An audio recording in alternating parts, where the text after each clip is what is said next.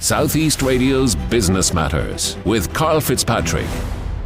Well, recruiter Brian O'Farrell successfully placed many German speakers with tech firms in Ireland before the COVID-19 pandemic. However, since then, these tech firms have announced major layoffs. Now, Brian is hoping to encourage Irish businesses to explore commercial opportunities in Germany, and he joins us now to explain the sectors in which these opportunities exist. Brian, you've worked with notable clients, including IBM and the HSE, but I would like to take you back to the late 80s in Ireland and find out what prompted the decision for you to move to Germany, of all places. Good morning, Karl. Right, well, I studied science at UCD, and after I finished UCD, I worked as a teacher, teaching mathematics and science in Ireland. So then I moved, I went away and I lived in Canada for some time and in France and Italy. And I've worked there in Italy and France as an English teacher in various schools and universities. So then after, at some time, I moved to Germany in the late 80s. I was teaching English there. It was only briefly before the wall came down, the Berlin Wall fell. So the wall fell in 1989. And then I moved to East Germany, and I was teaching English there, and I began organizing. I organized language holidays, and I had a summer school in Kerry, and I brought Germans over for language holidays to Kerry and to climb Carrauntoohil and to play a bit of golf. So talk to us about how you spotted an opportunity then to set up and grow a recruitment agency which initially specialised in placing German speakers in US tech companies based here in Ireland. All the East Germans, they didn't have, they hadn't learned English as a second language at school. Instead, they learned Russian, and so they all needed to learn English as soon as possible. So I organised internships with companies in Dublin for companies like Bosch and Kerry Gold and so on. And then it was the Celtic Tiger was in full swing, and there was a huge demand for staff and for people, particularly multilingual staff. And all the American companies or multinational companies had their European headquarters in Ireland at the time, and still have, of course. They needed multilingual staff for their support centres and contact centres and financial services centres, companies like IBM, Microsoft, Google, Apple, and Hewlett-Packard. Now, I worked with several of those companies, and I started recruiting and placing Germans, mostly East Germans, by the way, in jobs in Ireland. After we emerged from COVID, of course, a lot of the tech companies engaged in lots of layoffs, companies like Microsoft, Google, amongst others. What impact did that have on your own business? That affected it quite dramatically. Yeah, there was a big slowdown in that. So the companies I was dealing with before, particularly the tech companies, they laid people off. So they didn't need my assistant in finding suitable candidates for them because, of course, there was no need. They were laying off people instead of hiring people. So the tech layoffs was a big setback to my business. Ireland isn't as attractive a country as it once was because of the increase in the cost of living here and also the lack of accommodation that's available for those coming in from countries like Germany.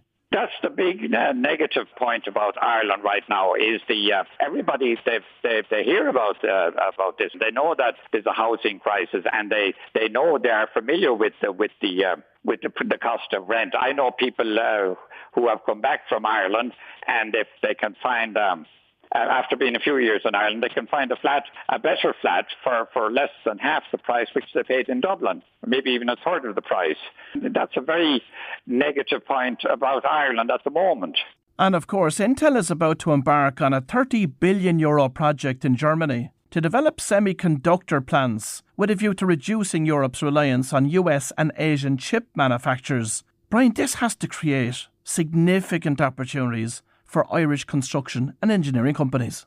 What's happening in Magdeburg, they call it Silicon Junction. It's a project developed or being developed by Intel. It's a €30 billion project, right? And it's 2 chip manufacturing plants in Magdeburg, right? And it's part of the EU policy to become less dependent on American and Asian, like Taiwanese chip manufacturers, and they want more reliability, and they don't want to be left behind like in the past.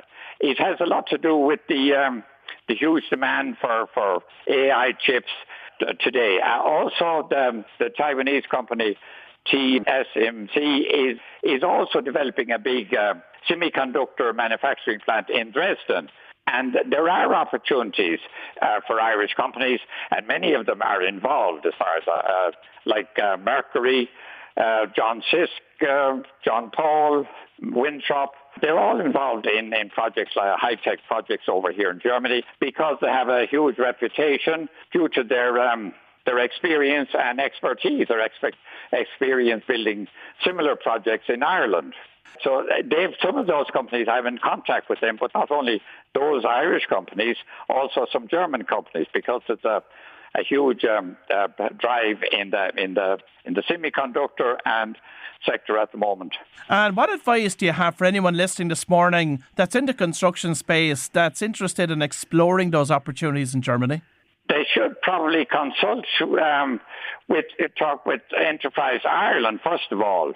They will give them all the legal advice, and they do help all those companies exporting or starting off businesses in Ireland. The big companies like Mercury, for example, and John Sisk, they're already here and they've been here for years. Right, but smaller companies, maybe subcontractors, there must be great opportunities as well for them because, I mean, it's a 30 billion euro project, and should be starting early next year. They've just got to get the go-ahead from the EU Commission. There must be huge opportunities for smaller construction companies in Ireland. Some may think that there could be a language barrier doing business in Germany. What would you say to that? Right, okay. Well, a language barrier, if companies are exporting to Germany, right, the great German Chancellor, Willy Brandt, that's about 40 years ago, he said one time, he says, if I sell to you, I must speak your language. But if I buy from you, you must speak my language, right? That's possibly no longer so relevant because English being the international language of trade and the lingua franca, it's not necessary. But if you are exporting to Germany or dealing with German clients, initially it's essential, and nearly all companies, small or medium-sized or big companies, would need to have at least one German speaker on the payroll. If you're doing sales in Germany, you have to initially at the beginning. It's very important to have a German speaker with you because to start the business rolling. Right after it develops, it may not be so necessary, but it's still useful, and most companies would have German speakers on the payroll, which from my experience, I know they've contacted me, tech companies in Ireland, and looking for sales managers in Germany. And I mean, they needed them because they knew how important it was to have a German speaker on board. And Brian, are there any major cultural differences between the ways in which business is conducted in Ireland and Germany?